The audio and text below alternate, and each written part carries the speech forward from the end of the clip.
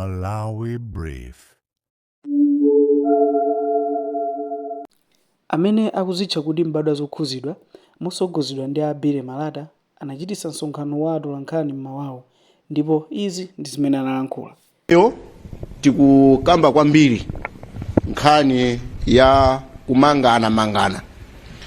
Tinenese pano kuti sitikubakira wina aliyense kapena kuti anthu asamamangidwe, koma tikunena kuti tiapemphe apolisi kuti azigwira ntchito yawo moyenerera, azifufuza munthu ngati ali ndi mulandu, akampeza munthu uja kuti ali ndi choyenera kuti ayankhe, amugwire apite naye ku khoti, akhoti ampase mulandu komanso amalizitse milanduyo ndi kuti munthu apezeke olakwa kapena osalakwa amasuke. Zimene tikuona pano ndizonena kuti aboma akakhala mbomamo ndekuti samanga wina aliyense, kumakhala kusungana, koma akatulukamo obwera aja amasungaso awo ndi amayamba kumanga akumbuyo. So pano Bible limanena kuti okoka ngolo nayang'ana mbuyo samakafika. Ife ngati mbadwa zokhudzidwa tikuganiza kuti mwina amakhoti akanatichitira ubwino pamene akadatiuza status ya milandu ya anthu amene adamangidwa 2020 kufikira 2025, chifukwa zikuonesa kuti boma ili limene labwerali langoyamba kumanga anthu amene asinthana nawo boma, koma za status ya milandu ya anthu amene adamangidwa kumbuyoko sizikuoneka. Ife tikudandaulira kwambiri apolisi chifukwa ndi amene amakhala ma victim ndi kusintha kwa boma, ndi anthu amene amachotsedwa. Takhala tikuonapo ife kuti every 5 years tikumakhala ndi inspector general, mwinaso 2.5 tikumakhala ndi inspector general, tikumakhala ndi anthu oti kutumizidwa kumadera kumene andalewo amakuona kuti akumuzuza munthuyo kapena kuti akumukhaulitsa, kumatchula madera oti kumwina kuma remotest areas chifukwa chonena kuti adagwirisidwa ntchito ndi anthu andale. Ndiye ife tikunena kuti pa December 2021 Professor Arthur Peter Mutharika, in his capacity as president wa opposition wa chipani cha DPP, pleaded ndi President Dr. Lazarus Chakwera kuti asiye kumanga ma senior members a chipani cha Democratic Progressive Party on trapped up charges. Pamenepo panali mu 2021 mu December, pamene Professor Arthur Peter Mutharika adayankhula ku mtundu wa Malawi. Lero pamene Professor Arthur Peter Mutharika walowa mboma, timayembekezera kunena kuti achita mosiyana ndi mmene amadandaulira nthawi imene Dr. Lazarus Chakwera amamangaso anthu. Pa November 2024, President Professor Arthur Peter Mutharika, as leader of the opposition party DPP, anabweraso ndikuchita condemn ma violence against peaceful demonstrators kapena peaceful demonstrations, kusonyeza kuti amaona zinthu ali kunja, lero ali mkati. Tikufuna tiakumbuse a Professor Arthur Peter Mutharika kuti boma lawo likhale lo yankhula zimene iwo amafuna kuti achitiridwe, chifukwa kutenga anthu ndi kuatenga nkukasiya ku polisi koma palibepo milandu yeniyeni, kenako kumapita ku khoti ndikumanena kuti ayi tifuna tifufuze kaye, zikuonesa kunena kuti tikugwiritsa ntchito apolisi athu munjira za ndale, mwina pofuna kugonjetsa ena kuti mwina chipani chawo chitheretu, chisathumphuke, chisakhale cha mphamvu, koma njira zake zisakhale za kuchita arrest munthu munjira zosadziwika bwinobwino, zimene ngati a President Professor Arthur Peter Mutharika amanena kuti trumped up charges. Ifeso lero tikunena kuti asatsate njira yomweyo pofuna kugonjetsa ena. Tikuona kuti dziko lino tikukhala ngati kuti tikufuna tizichitana ngati tonse sioti obadwira mu soilo ya dziko lino la Malawi. tikukhala ngati alendo, kuti pamene tikupita kuzisankho tiakumbutsa adindo kuti timapita kukapereka mandate ya president kuti akhale ndi ulamuliro olamula dziko. Sitipita kuti tikagwiregwire mu civil service. Tikapita kumene kuja ndikugwiragwira mu civil service, anthu timakhala kuti taasiya opanda ntchito, timakhala tutachita create malova, koma tikutenganso athu achipani ndikukasiya amene muja, ndekuti president wina akabwera azachoseso amene aja, ndekuti sitikuchita create tsogolo labwino la dziko la Malawi kuti tikhale ndi developed country. Timakhala anthu onena kuti anthu amene aja tikuasiya aja amakhala opanda ownership, as a result amaba.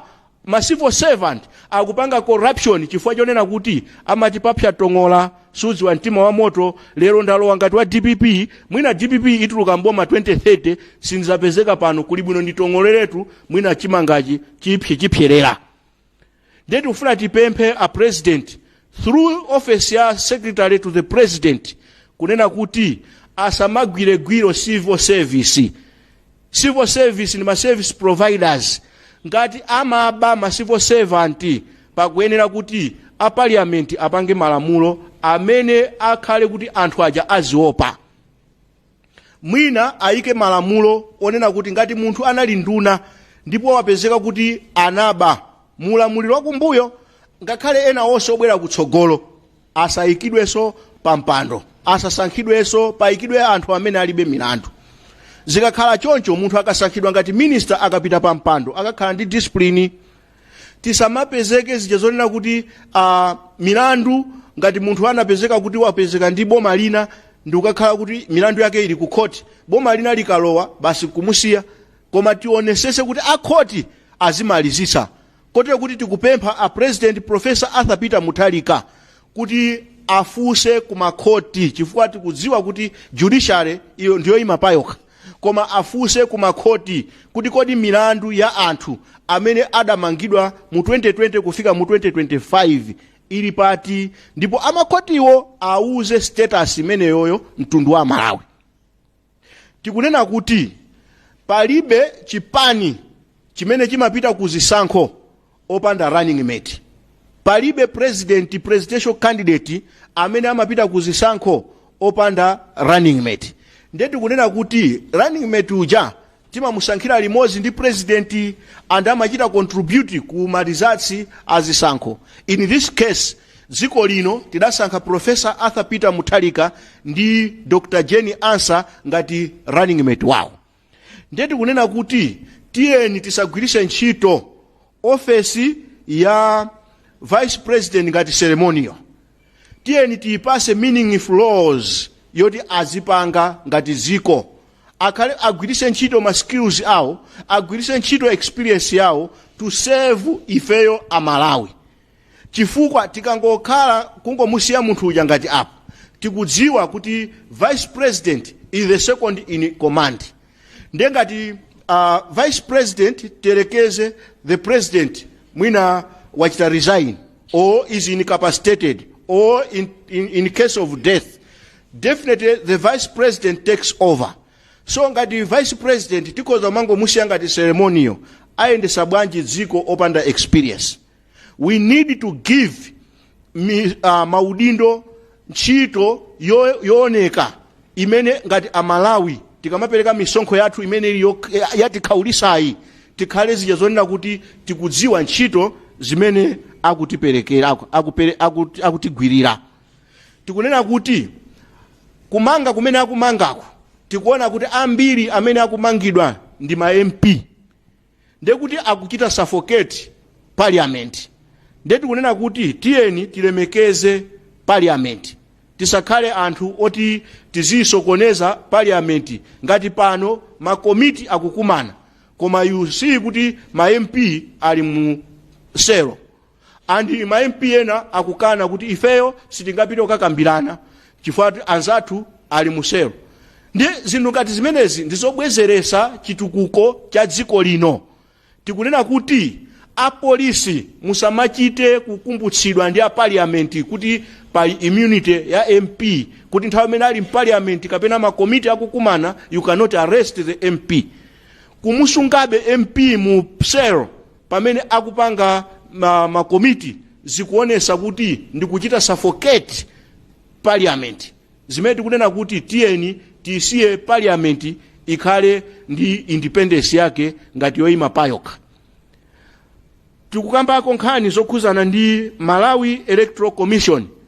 Tikudziwa nkhani zimenezi zili m'manja mwa makhoti, ndipo amakhoti apereka chigamulo chawo. Koma ngati anthu amene tikukambapo tikukhudzidwa tikuona kunena kuti Electoral Commission ndiyo ima payokha. Taonapo ife mu chaka cha 2025 pamene MCP ndi utsogoleri wa Dr. Lazarus Chakwera adapita ku khoti kuti akapemphe akhoti ayimise kaye zisankho za 2025 chifukwa panali zovuta zina.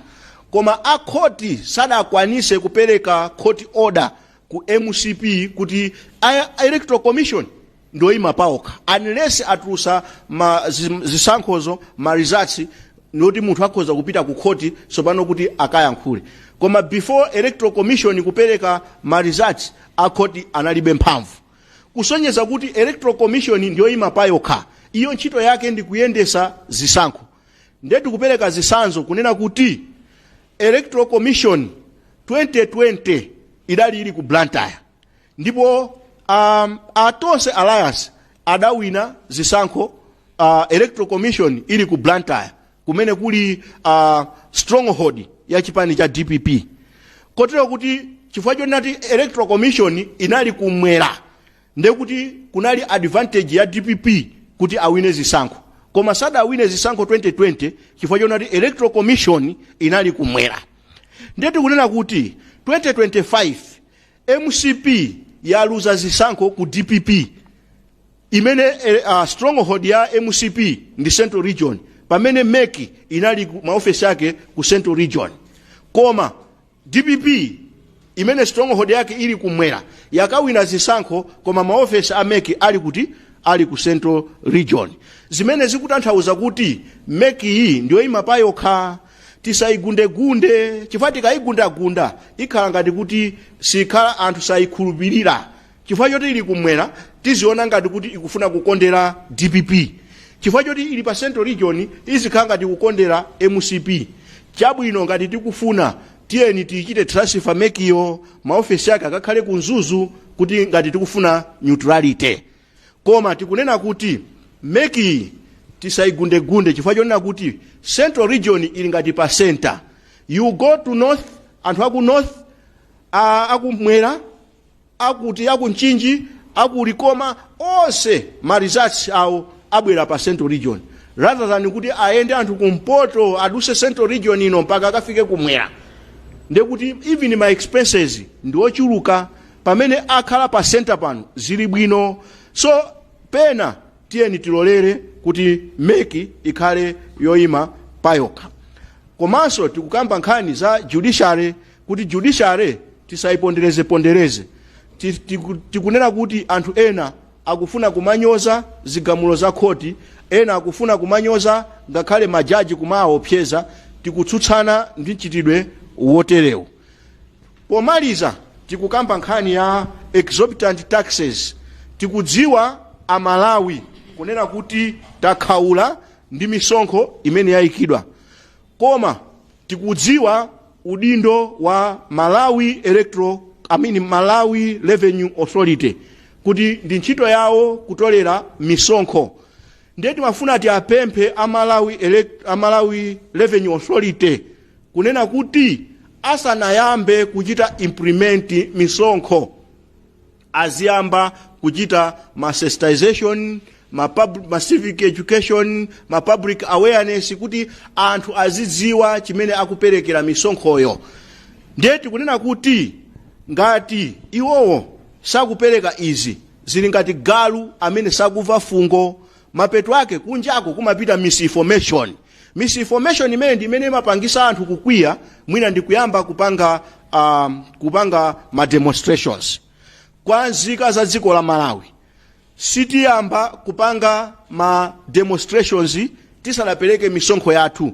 Tikudziwa kunena kuti ndizowawa inde ndizopweteka kuti misonkho ndi yayikuluikulu imene yayikidwa, koma ngati ziko ngati citizenale tili ndi udindo onena kuti ngati tapereka misonkho yathu ndipo misonkho yathu ija sikugwiritsidwa bwino ntchito, ifeyo timayenera ndithu kulifunsa boma